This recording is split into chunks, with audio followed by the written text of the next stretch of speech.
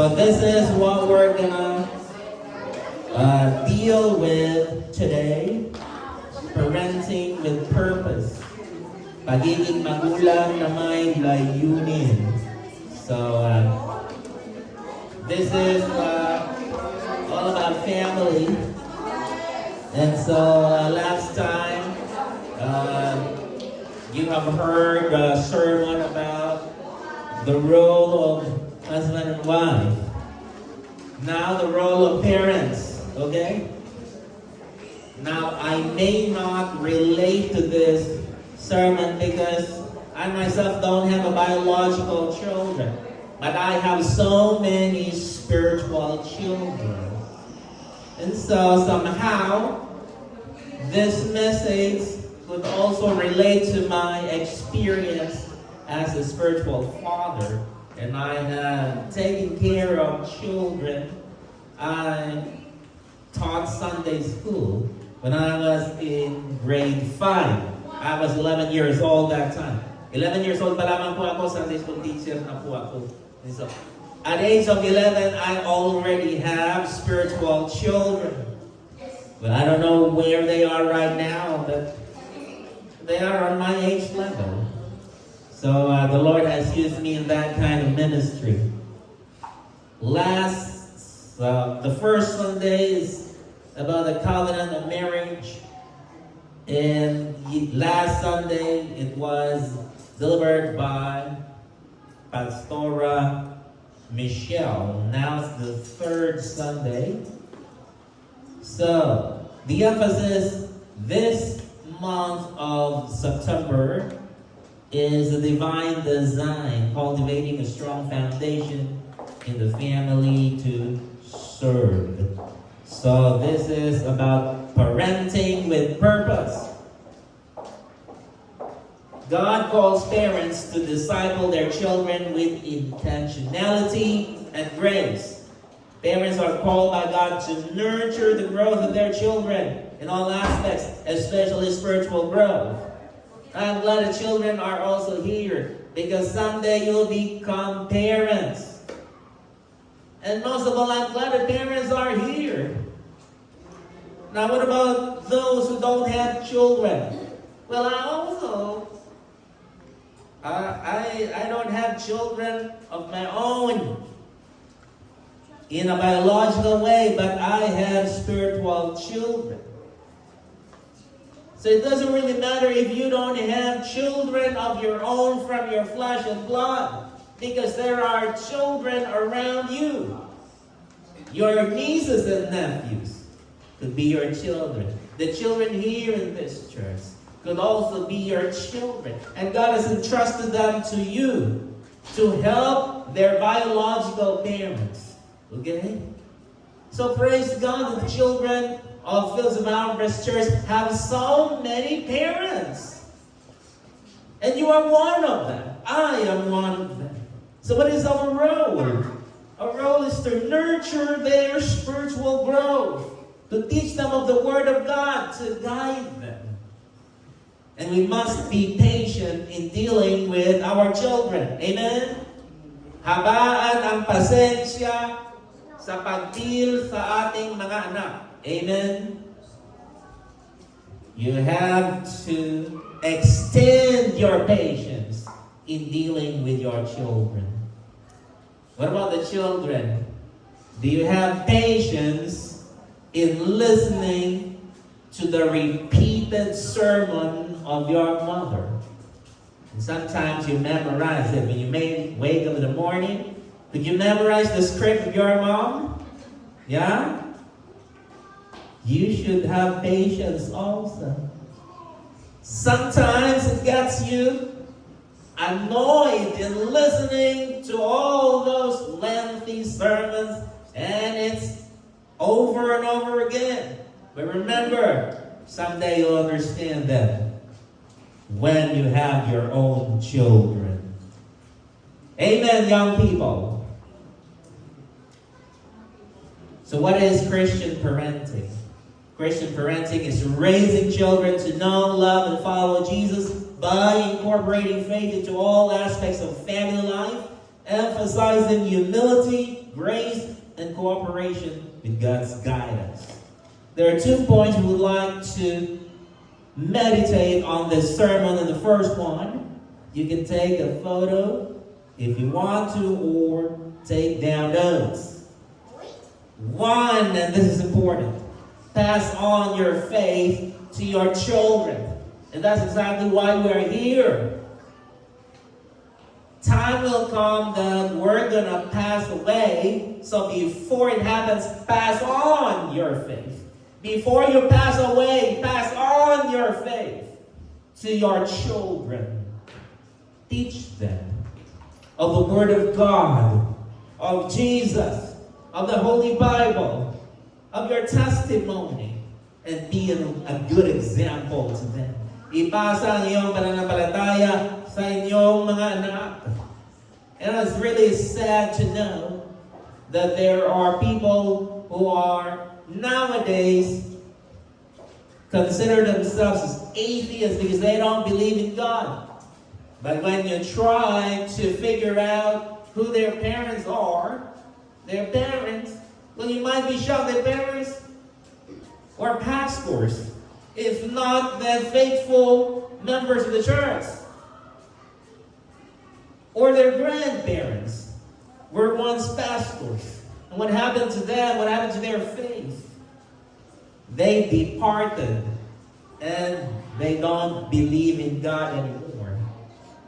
So I pray to all parents who are here that before you die, be sure that your faith has been passed on to your children.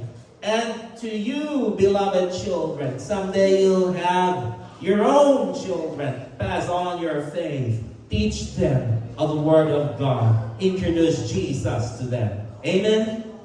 Start teaching them in a very young age. Even though they may not understand everything. But the Spirit of God would work on their minds. Well, it's good to start teaching little children, just like little boy Elijah. Start teaching the children. And this is very biblical. This is the central command. Hear, O Israel, the Lord our God, the Lord is one. As it is translated in Hebrew, Shema Yisrael Adonai Eloheinu Adonai Echad. To make it more Filipino, dinggin mo, O Israel, ang Panginoon nating Diyos ay isang Panginoon.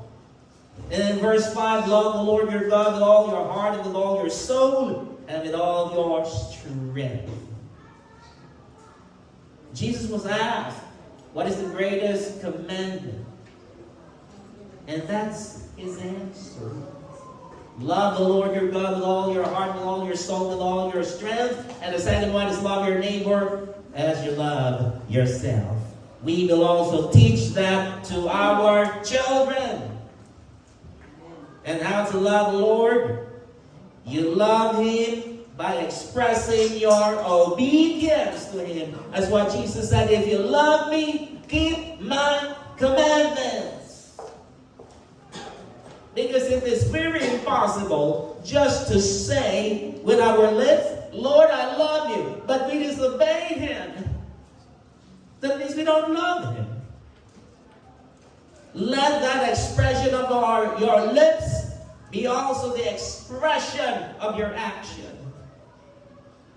And that is one way to show our love to God, by obeying Him, by serving Him, by surrendering our lives to Him, by laying down our life to Him. Take note, faith is not optional.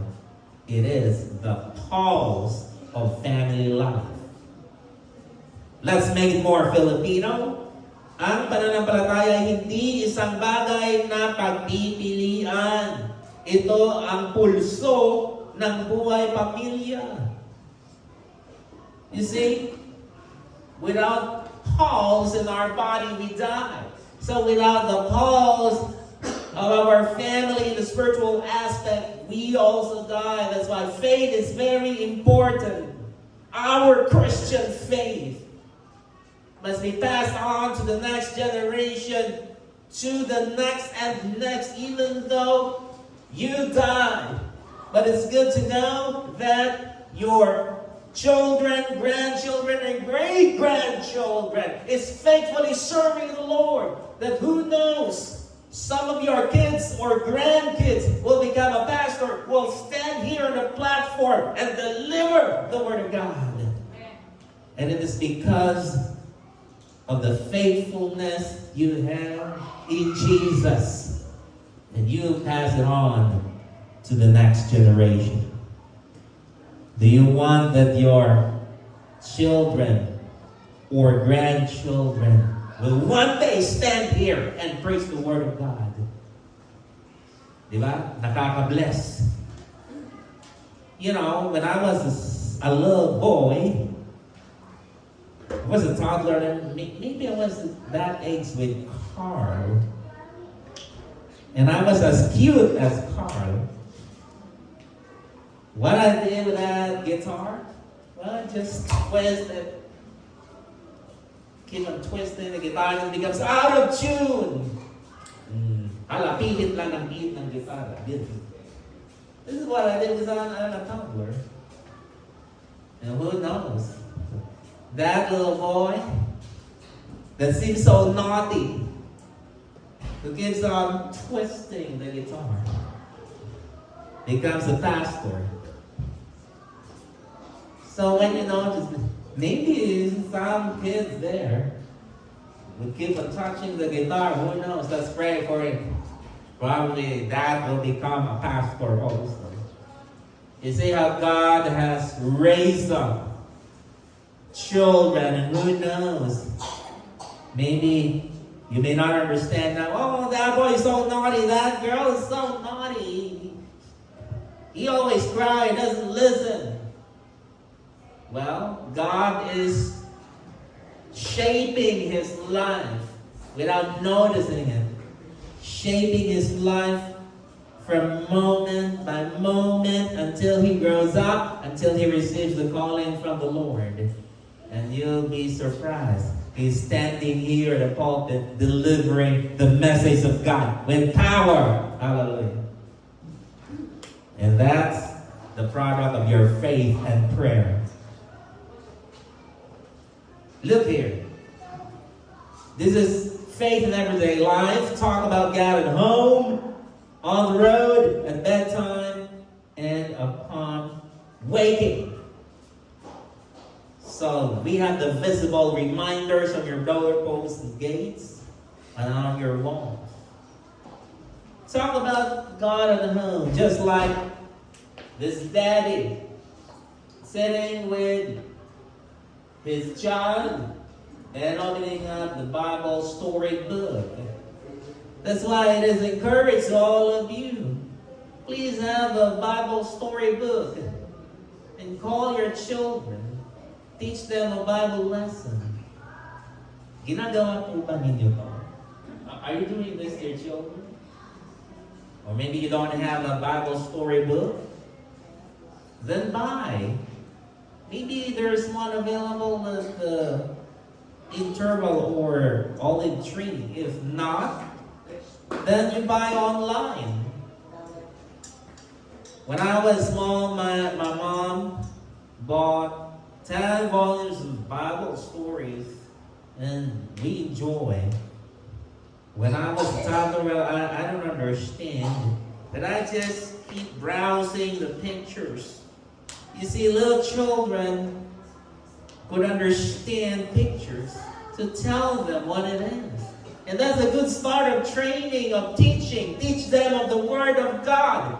Make it simple as it is. But it is the Spirit of God that works in their minds. That because you are training and building up His faith, you will see someday your sons and daughters standing up with their faith, believing in Jesus Christ with all their hearts, that when they mingle with other people, they will exude the light of Jesus Christ, and you can see them shining in their house because you started it all. And put Bible verses on your walls. That's good to have those verses on your walls, in your desk and in your cars. And this is not to boast, not to show off. That when visitors come, hey, look at this house. Okay, we are Christians. Well, it's not about boasting. It's about giving God the glory. That let His holy word remind you that your house is dedicated to the Lord our God. Therefore, even at your walls, the word of God is found. That when your visitors come in, you're not boasting your own self. You are introducing Jesus and His holy word. And God will use that Bible verse that you posted on the wall. You are sharing the word of God to your visitors. That when they read it, pray that they will be touched by the message and they will be saved. Amen. Number 2, nurture the heart and character of your children. Alagaan ang puso at pag-uugali ng inyong mga anak. And that is very crucial, especially nowadays, that children are influenced of social media, of their peer groups, of their classmates, of the people around the community. So, the one that should influence the most to the children are parents. That's why always be with them and nurture their heart and character. And someday they will have their own lives separate from your home. But because of the word of God that you taught them, because you brought them to the Lord, even when they have their own separate lives and separate shelter, it is the word of God that you have planted into their seed that will grow and will have fruit. And there will be no regrets because you have taught them the word of God. Amen. Look at Proverbs 22, verse 6. Please help me read it. I'm not going to use the microphone, so ready, go. Train up a child in the way he should go, and when he is old, he will not depart from it. Proverbs 22, 6. I think most of you here are able to memorize this verse. But it's good to print that if you have a printer. Or just write it using a marker and post it on your wall. That is a very powerful verse. And it's very effective. You know, it's sad to say that many young people engage into drugs, into immorality, and so many activities that is not according to the will of God. That's why it is your duty and responsibility, parents, to train your children as early as they are. Well, let me speak Tagalog first. Ito yung mali kong minsan, no? Kapag yung bata na maliit gumagawa ng bad, hayaan mo na lang, maliit sa yan. No. And even in psychology, you have to teach them as early age as they are. Now in English, this is a wrong kind of notion of training up the children that when they did something bad, just let them do that. Oh, because they're just small, so they don't understand. So just let them do it. Even when they are small, teach them. No, that is bad. It teach them what they should do. This is not the way to do it. This is how to do it. And serve as an example. So never get tired of supervising and training and teaching your children. And sometimes it is a declaration of the parents themselves because they are now fed up and tired and with so many things to do at home. And so they easily gave up and say, ay, sawang-sawa na ako sa'yo. I'm tired of you.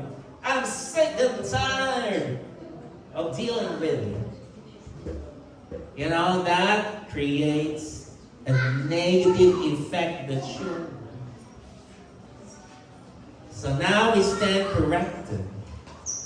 And I'm glad that the young people are here.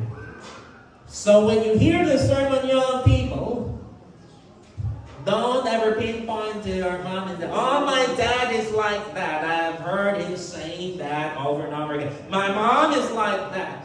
Look, we are here not to condemn anybody.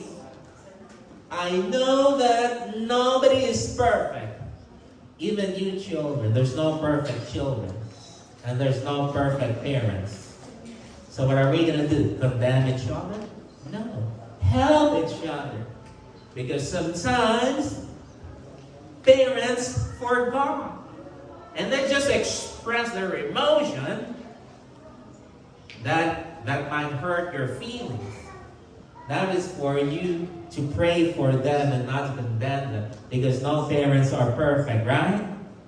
And you children, when you notice that your parents commit a mistake, just understand and pray. And think about this. No parents are perfect.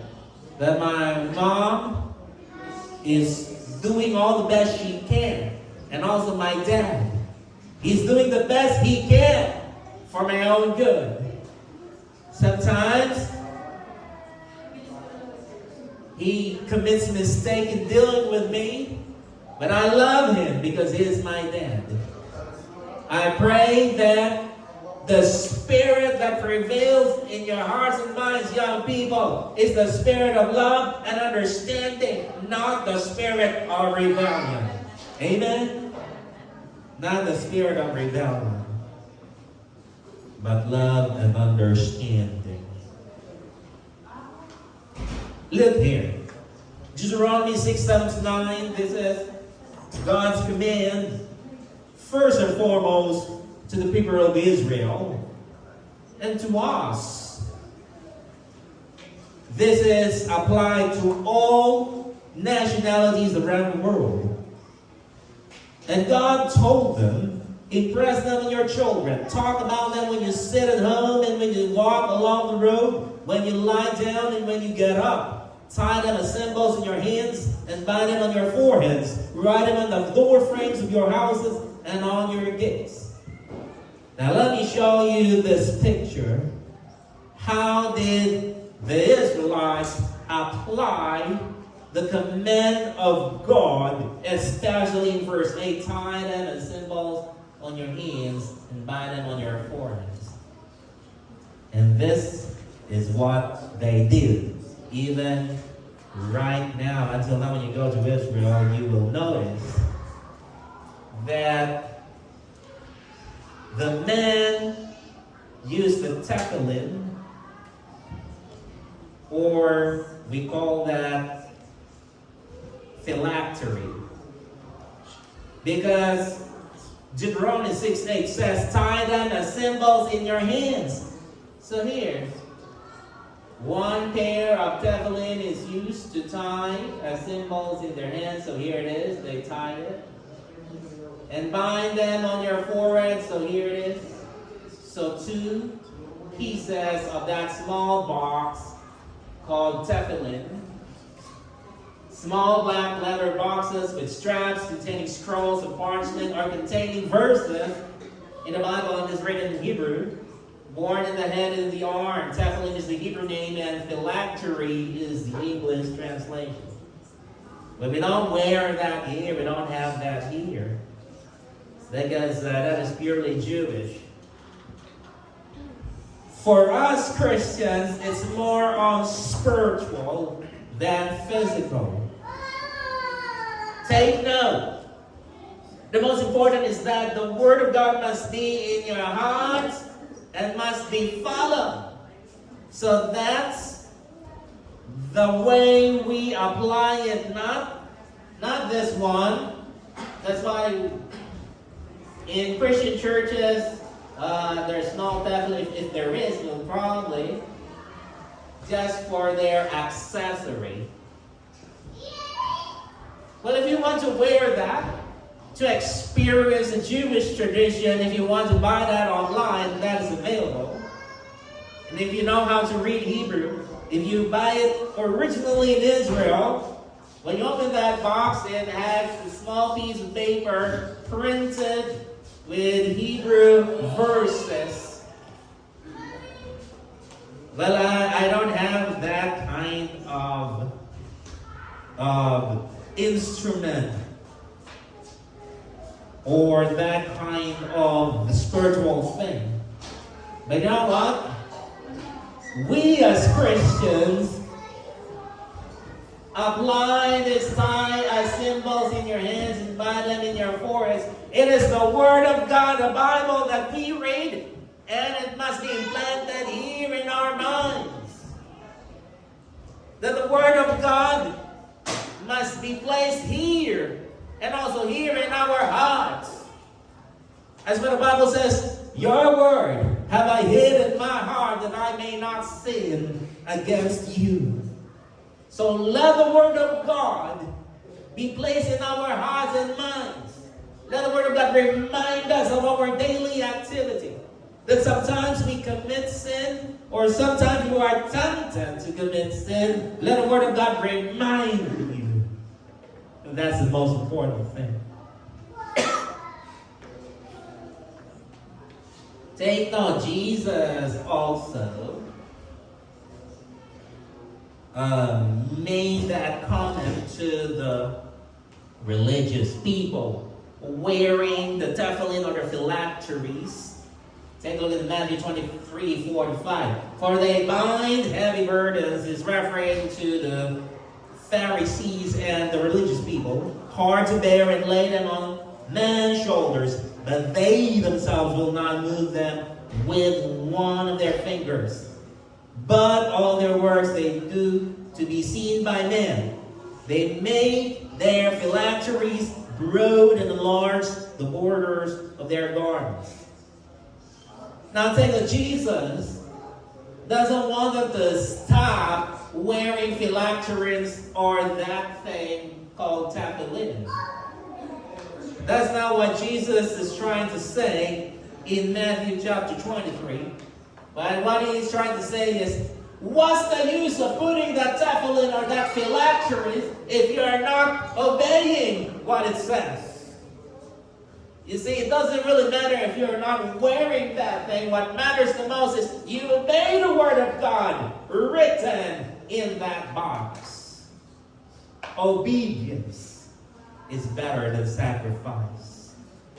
What Jesus wants to see in us is our obedience, our faithfulness, and our love to Him.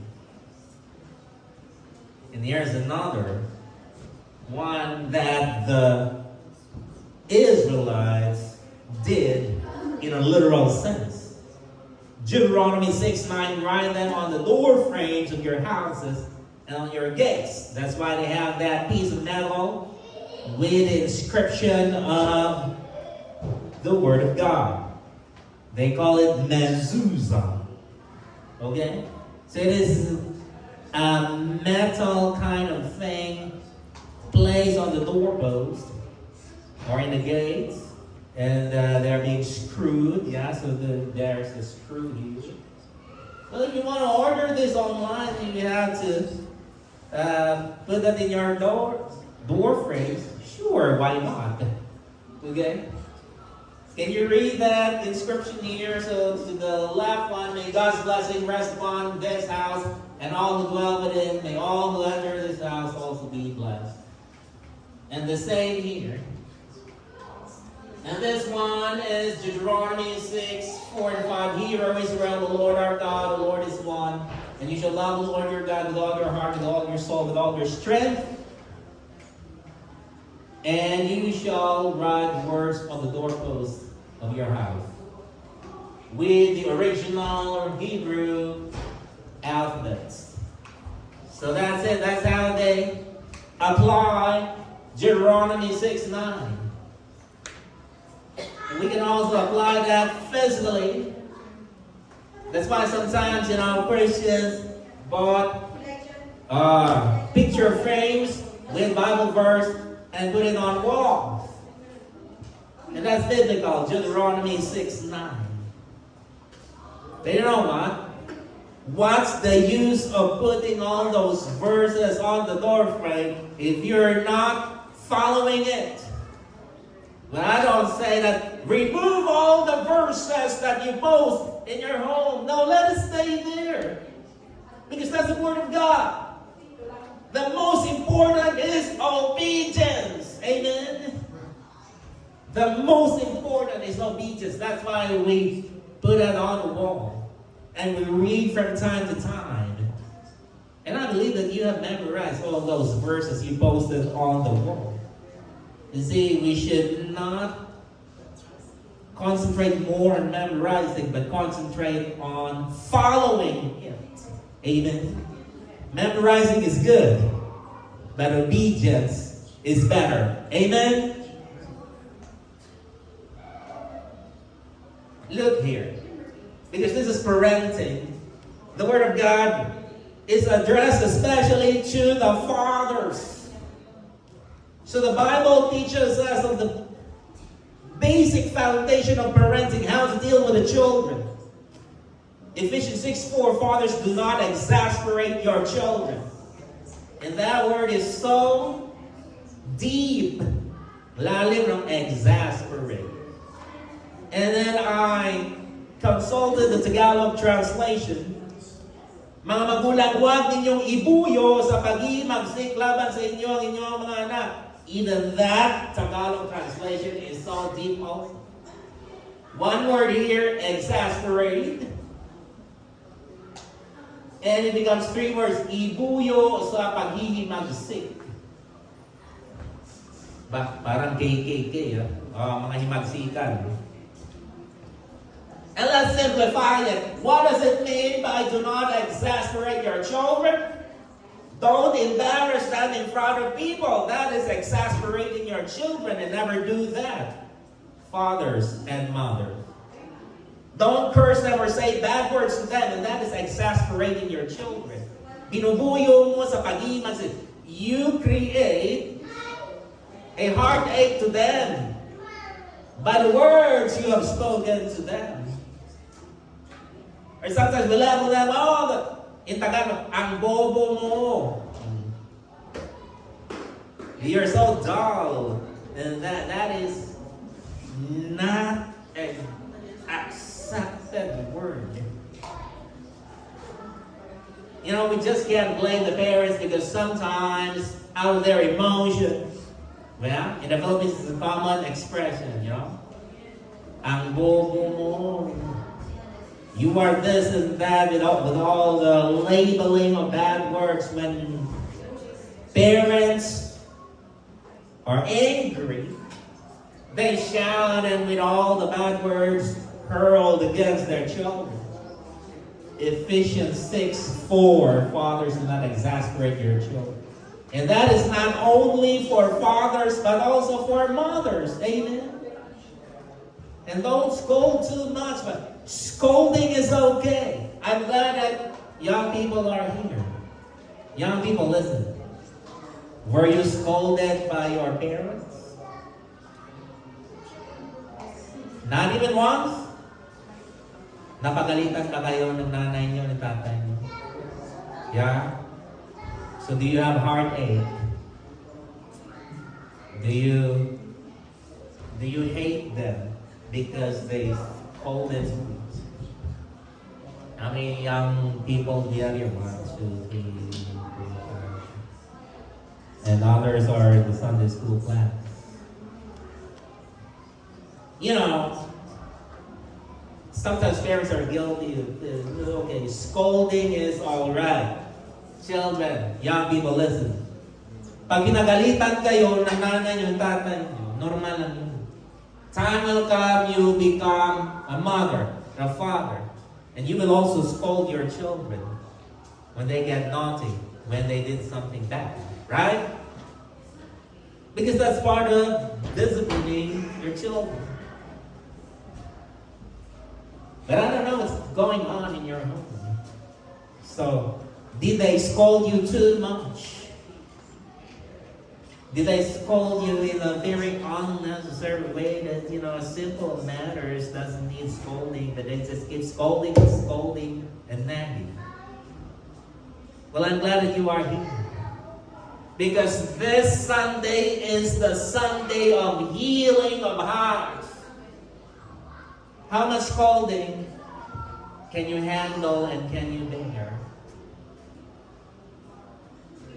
Just one scolding, and when you get scolded twice, you cannot bear anymore, and you get mad? Well, I'm glad that you are here. Blessed are you. No parents are perfect. Just try to understand. Well, probably your mom, your dad is so stressful, and with so many pressures at work. Sometimes they carry the pressure at home. And when they see something unusual inside the home, something that is not in order, something that makes them mad. And sometimes they burst, right? Have you noticed that, children? Young people, have you noticed that? Sometimes they get mad. Because with too much pressure they had at work. And when they get back home, they carry that pressure. Although parents should not bring the pressure at home. And sometimes, even for unnecessary things, there's too much scolding. And that will lead here to Ephesians 6. Do not exasperate. Okay. Don't create a heartache. Another version for this. Do not create a heartache to your children. So again, children, listen. Scolding is normal in a family setting. Normal lang ang napapagalitan kayo. I was scolded many, many times. And sometimes it was too much for me. And sometimes it's unfair. Why am I scolded? I haven't done no wrong. It's not my fault. Understand that there are times your parents misunderstood you, misinterpreted you. And so let there be healing. And we're here not to judge, not to condemn parents. My mom is like that. He's guilty of Ephesians 6:4. My dad is like that. My dad is guilty of point number 3. And we're here not to point fingers. We're here to understand. I pray that there's going to be healing of relationship, the healing of hearts. And for parents who are here, mom and dad, now's the time to approach your children and say, I'm sorry. When I hurt your feelings, when I scold you too much, I pray that you would understand me as parents. And to the children, it is also for you to humble yourself and apologize to your children. Mom, I'm sorry that I speak back to you. Mom, pasensya na po na sinasagot ko po kayo. Mom, I'm sorry that I yell to you. I shout to you. Now's the time of healing. Now's the time of embracing.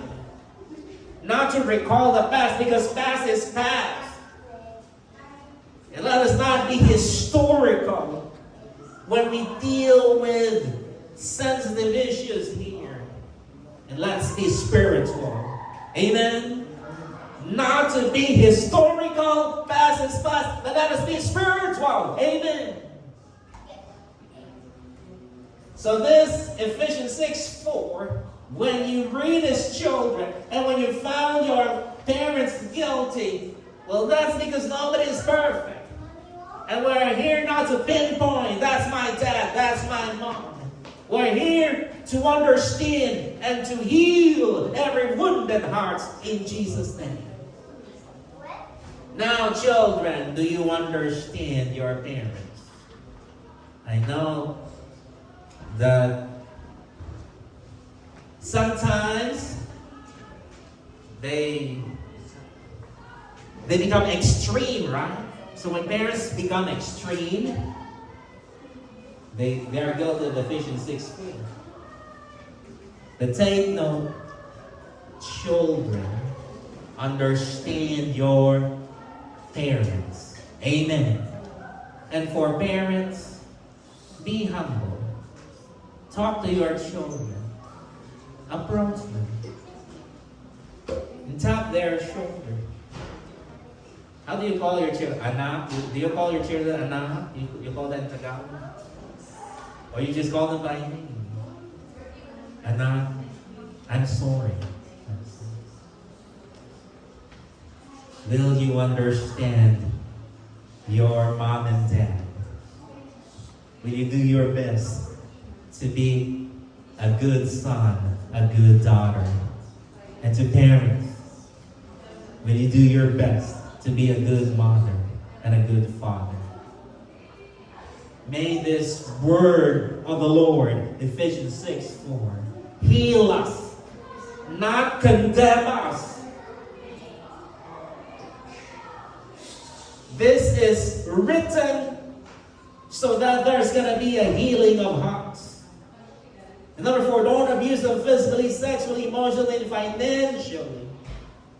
Respect their bank accounts. Always fulfill your promise, or don't make a promise if you can't do it. You know, number 5 is just simple. But sometimes the simple could hurt them also. Don't lead them to be immoral. Don't betray them having a sexual affair without agreement. So we thought that having a sexual affair, whether the wife is doing that with her husband, is just the problem of the couple. No, it involves the children. Because when the wife is betrayed, the children are also betrayed. But what is past is past.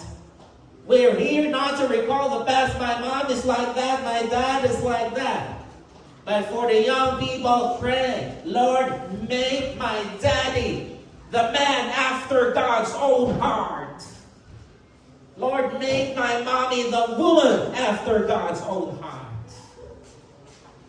Lord, release us from the past. Lord, I have that heartache and I have that bruise and wounds. Heal my heart, Lord.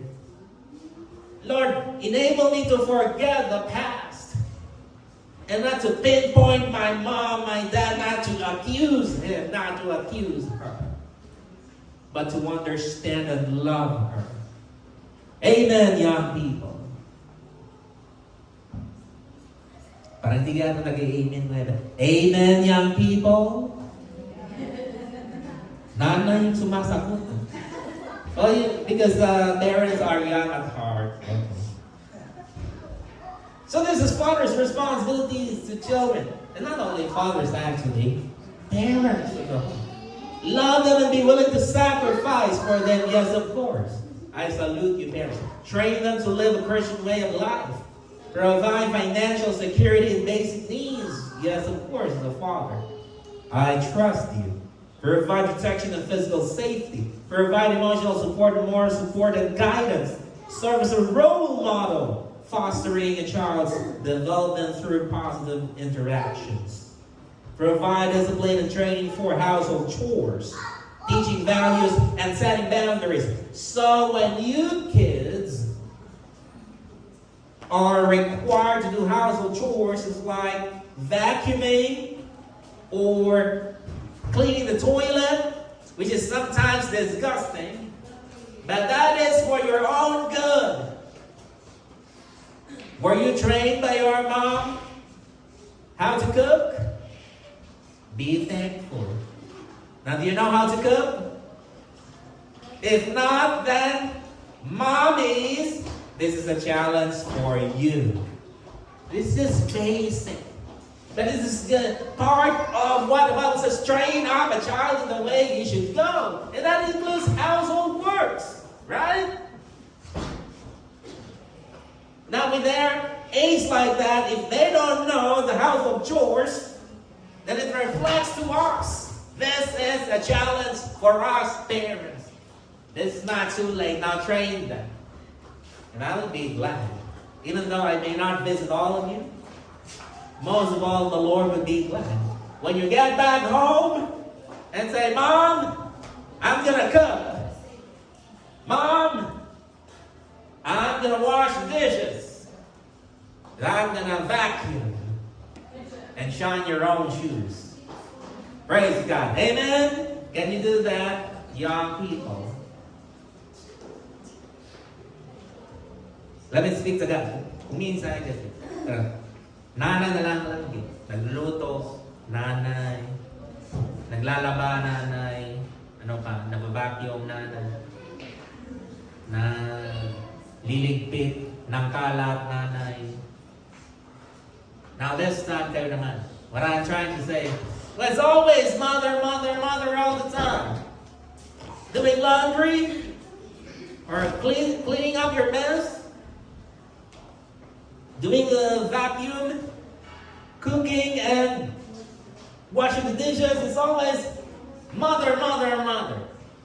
Now this is a challenge for young people. When you get back home, then you start helping your parents with your household chores. Amen? Nanay yung nag-amen. Amen, young people. Parang ayaw mo yata. Yeah. And that is part of being a Christian, young people. Teaching values and setting boundaries. Of course, as mother, as father, we teach them values.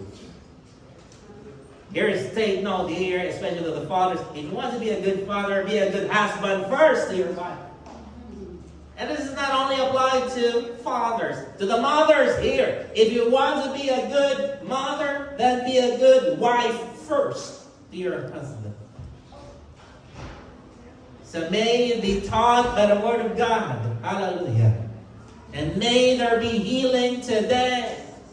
Again, this message, this sermon is not made to accuse the parents that you are guilty of this and that. No. This is healing of hearts. Hallelujah. And for the parents, for the young people rather, because you have heard the Word of God. And probably you recall those times that your parents are guilty because they did this and they did that. Now let us not be historical. What is past is past. Forget about the past. Amen? And start a new life with Jesus. And have that bonding moment with your parents.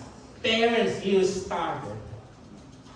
Mag-bonding kayo pagkatapos nito. Marami kayong dapat pag-usapan. Have that bonding moment with your children. There are so many things to talk about.